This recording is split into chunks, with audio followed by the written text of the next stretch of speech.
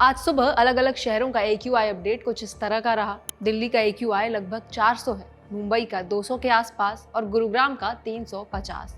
और एक बार फिर दुनिया के सबसे प्रदूषित शहरों की सूची में हमारे कुछ शहर सबसे ऊपर रहे। कुछ साल पहले अगर हम इतने बड़े पोल्यूशन नंबर देखते तो शायद घबरा जाते, लोगों के बीच पैनिक होता। लेकिन आज जब हम स्क्रीन देखते हैं तो हमें ये आंकड़े बहुत कैजुअल लगते हैं। ये बात आपको अजीब लग सकती है, लेकिन यही हमारी नई जिंदगी है, हमारा न्यू नॉर्मल है। अब हर सुबह हम बालकनी में खड़े होकर धूप या नीले साफ आसमान को नहीं खोजते, हम बस मौसम को देखते हैं और अंदाजा लगाते हैं कि आज की धुंध फॉग है या स्मॉग। अगर आसमान थोड़ा साफ दिख जाए तो हम खुश हो जाते हैं कि आज हवा ठीक है, लेकिन हम भूल जाते हैं कि वो ठंडी धुंध नहीं होती, वो हवा में तैरते PM 2.5 पार्टिकल्स होते हैं जो सीधे हमारे फेफड़ों तक पहुंचते हैं। घरों में एयर प्यूरिफायर लगाना भी अब उतना ही नॉर्मल बन चुका है जितना कि पंखे या फ्रिज का होना।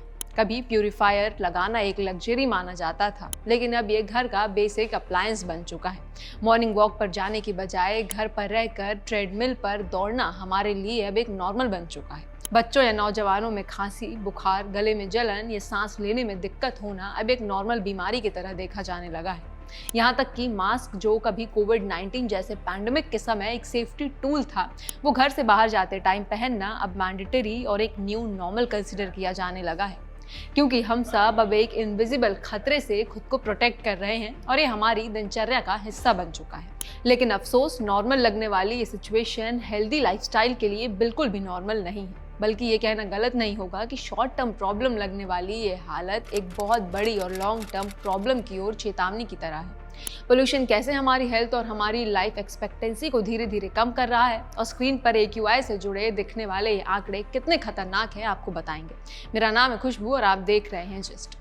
जब हम किसी शहर में पोल्यूशन की बात करते हैं तो सिर्फ स्मॉग है या आज आसमान में धुंध है ये कहकर इस बात का अंदाजा नहीं लगा सकते कि उस शहर की हवा या आसपास की हवा कितनी दूषित है। इसके लिए हम AQI यानी एयर क्वालिटी इंडेक्स देखते हैं।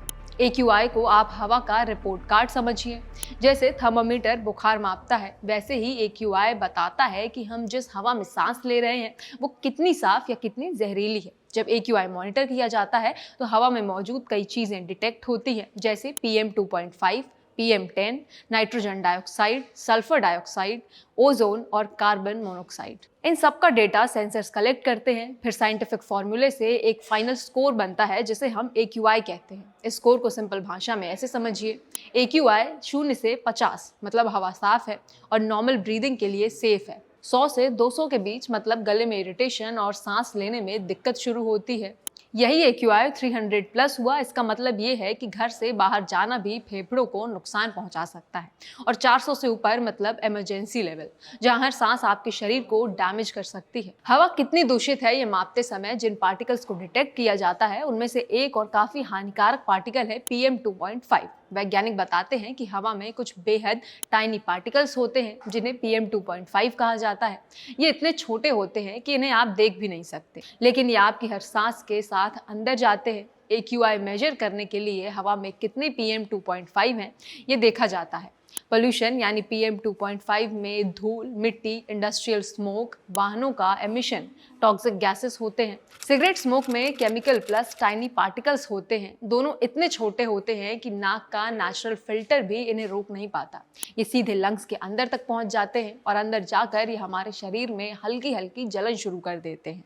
ये हमारे फेफड़ों को धीरे धीरे कमजोर करते हैं। इसके कारण हमारे सेल्स में तनाव आ जाता है और फिर ब्रीदिंग हेवी लगने लगती है, खांसी बढ़ जाती है और समय के साथ साथ लंग डैमेज भी हो सकते हैं। इसका दूसरा इम्पैक्ट लंग्स की अंदर की दीवार यानी एल्वियोली पर होता है, जो इसे कमजोर कर देता है। सिगरेट इन्हें जला जला कर पतला करती है। पोल्यूशन धीरे धीरे इन्हें ब्लॉक और हार्ड कर देता है। नतीजा, कम ऑक्सीजन, ज्यादा थकान, सांस फूलना। रिसर्चर्स के मुताबिक अगर हवा में PM 2.5 की मात्रा लगभग 22 माइक्रोग्राम्स पर क्यूबिक मीटर बढ़ जाती है तो उस हवा में रोज सांस लेने से जो नुकसान होता है वो लगभग एक सिगरेट पीने जितना नुकसान कर सकता है। दिल्ली की हवा में यही PM 2.5 का लेवल लगभग 100 माइक्रोग्राम्स पर क्यूबिक मीटर पहुंच जाता है, जिसका मतलब 100 divided by 22 equal to 4.5 cigarettes per day. ये कोई एग्जैक्ट सिगरेट काउंट नहीं है, लेकिन ये रिस्क को समझाने का एक तरीका है। मतलब आप सिगरेट नहीं भी पीते, लेकिन हवा में मौजूद टॉक्सिक पार्टिकल्स रोज आपके शरीर को धीरे धीरे नुकसान पहुंचा रहे हैं और उन खतरों के पास ले जाते हैं जो आपको सिगरेट पीने पर हो सकते हैं। इसीलिए दिल्ली जैसे शहर की दूषित हवा में सांस लेना किसी इंसान के लिए हर रोज 10 सिगरेट पीने के बराबर माना जाता है। ये कंपैरिजन इसलिए किया जाता है ताकि हमें पोल्यूशन से होने वाले खतरे की गंभीरता का पता चले। सबसे खतरनाक ये है कि आप इसे महसूस भी नहीं करते, क्योंकि डैमेज धीरे धीरे होता है। यहाँ समस्या सिर्फ फेफड़ों तक धुआं पहुंचने की नहीं है। ये पार्टिकल्स इतने छोटे होते हैं कि फेफड़ों से खून में भी मिल जाते हैं, और जैसे ही ये खून में जाते हैं वहां से पूरे शरीर में ट्रैवल करना शुरू कर देते हैं, जिससे ब्लड वेसल्स में सूजन और ब्लॉकेज का खतरा भी बढ़ जाता है। इस दूषित हवा से बच्चों में होने वाले नुकसान की बात करें तो सबसे ज्यादा है। बच्चों के लंग्स डेवलपिंग स्टेज में होते हैं, और जब वो ऐसी टॉक्सिक हवा में सांस लेते हैं तो उनके लंग्स की ग्रोथ धीमी हो जाती है। वर्ल्ड हेल्थ ऑर्गेनाइजेशन की कई रिपोर्ट्स में साफ लिखा है कि दूषित हवा में बड़े होने वाले बच्चों में अस्थमा, इम्यूनिटी इश्यूज और लर्निंग कैपेबिलिटीज में भी कमी देखी गई है। बुजुर्गों के लिए हवा में मौजूद PM 2.5 सबसे ज्यादा डेंजरस होता है। उम्र बढ़ने के साथ उनके लंग्स और हार्ट पहले के मुकाबले कमजोर हो जाते हैं, इसलिए जब ये माइक्रोस्कोपिक पार्टिकल्स शरीर में जाते हैं तो उनका असर और ज्यादा होता है। प्रदूषण बढ़ने पर बुजुर्गों में हार्ट अटैक, स्ट्रोक और लंग डिसीज का रिस्क बढ़ जाता है। WHO के मुताबिक बुजुर्गों का इम्यून सिस्टम पहले से वीक होता है, इस वजह से वो जल्दी बीमार पड़ जाते हैं। स्टडीज में ये भी पाया गया है कि लंबे समय तक दूषित हवा में रहने से बुजुर्गों की मेमोरी और ब्रेन फंक्शन पर भी असर पड़ता है, जिससे उनमें डिमेंशिया या फॉरगेटफुलनेस बढ़ने का रिस्क बढ़ जाता है। लेकिन ठंड के समय महसूस होने वाले ये पोल्यूशन सिर्फ ठंड की समस्या नहीं है। पोल्यूशन हर सीजन में होता है। असली खतरा तब बढ़ जाता है जब मौसम खुद पोल्यूशन को नीचे फंसा लेता है, जैसे सर्दियों में होता है। सर्दियों में दिल्ली और कई शहरों में पोल्यूशन इसलिए बढ़ जाता है क्योंकि इस मौसम में टेम्परेचर इन्वर्जन नाम का फिनोमेना होता है। आम दिनों में गर्म हवा ऊपर उठती है, ठंडी हवा नीचे रहती है, क्योंकि ठंडी हवा की डेंसिटी गर्म हवा की तुलना में ज्यादा होती है। इससे हवा सर्कुलेट होती रहती है और पोल्यूशन ऊपर जाकर फैल जाता है। लेकिन ठंड में ये सिस्टम उल्टा हो जाता है। रात में जमीन बहुत ठंडी हो जाती है और उसके साथ हवा भी ठंडी होकर नीचे फंस जाती है, जबकि ऊपर की हवा उससे ज्यादा गर्म रहती है और एक तरह से ढक्कन मतलब लिड की तरह काम करती है। नतीजा ये होता है कि नीचे ठंडी हवा में वाहनों का धुआं, कंस्ट्रक्शन डस्ट, फैक्ट्रीज एमिशन और पराली जलाने का स्मोक फंस जाता है और हवा को ऊपर जाने का रास्ता नहीं मिलता। साथ ही इस मौसम में हवा की रफ्तार भी कम होती है और ह्यूमिडिटी ज्यादा होती है, जिससे धुआं फॉग से मिलकर स्मॉग बनता है। इसलिए सर्दियों में पोल्यूशन का लेवल बढ़ जाता है और हवा भारी और धुंधली दिखाई देने लगती है, जैसे शहर पर धुएं की चादर बिछ गई हो। 2019 में दुनिया की 99% आबादी ऐसे क्षेत्रों में रह रही थी जो WHO के साफ हवा वाले मानकों पर खरी नहीं उतरती। वर्ल्ड हेल्थ ऑर्गेनाइजेशन के मुताबिक 2019 में विश्व भर में बाहरी हवा प्रदूषण के कारण लगभग 42 लाख लोगों ने समय से पहले ही अपनी जान गंवा दी। त्रिपुरा राज्य की संख्या लगभग 42 लाख है। इस बात से अंदाजा लगाया जा सकता है कि ये संख्या कितनी बड़ी है। भारत में वायु प्रदूषण से हर साल लगभग 15 लाख लोगों की मौत होती है। कुछ रिपोर्ट्स दावा करती हैं कि आंकड़ा 20 लाख भी हो सकता है। नजरअंदाज किए गए या कहें नजर ना आने वाले हवा में मौजूद छोटे छोटे कण हमारे भविष्य के लिए कैसे बड़ी बड़ी बीमारियों को दावत दे रहे हैं, ये जानने के बाद क्या हम नॉर्मल महसूस कर सकते हैं? नीले साफ और खुले आसमान का ना दिखना, क्या इसे भी हम नॉर्मल मान सकते हैं? शायद नहीं, क्योंकि ये नॉर्मल सा लगने वाला पोल्यूशन हमारे भीतर बहुत कुछ बदल रहा है। हमें इस बात को समझने की जरूरत है। ये कहना गलत नहीं होगा कि कहीं ना कहीं ये हमारी प्रकृति के साथ की गई छेड़छाड़ का नतीजा भी है।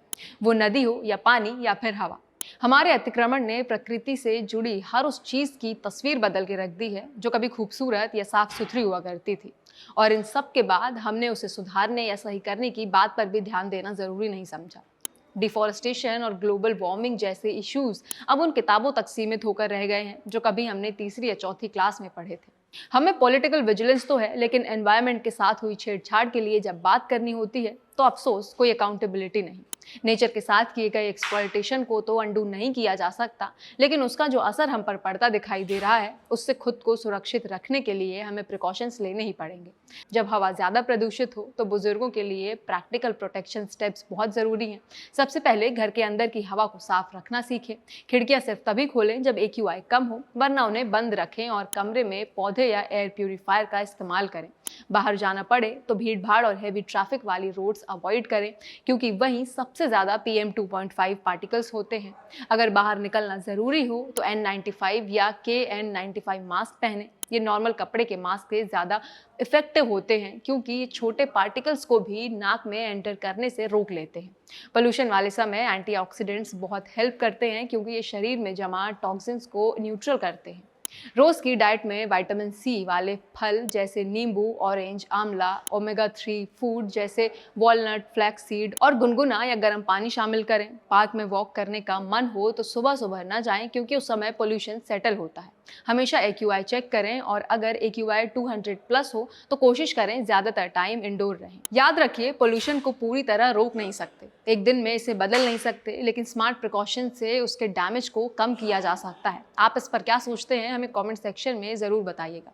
और ऐसे ही टॉपिक्स पर जानकारी के लिए देखते रहिए जिस्ट।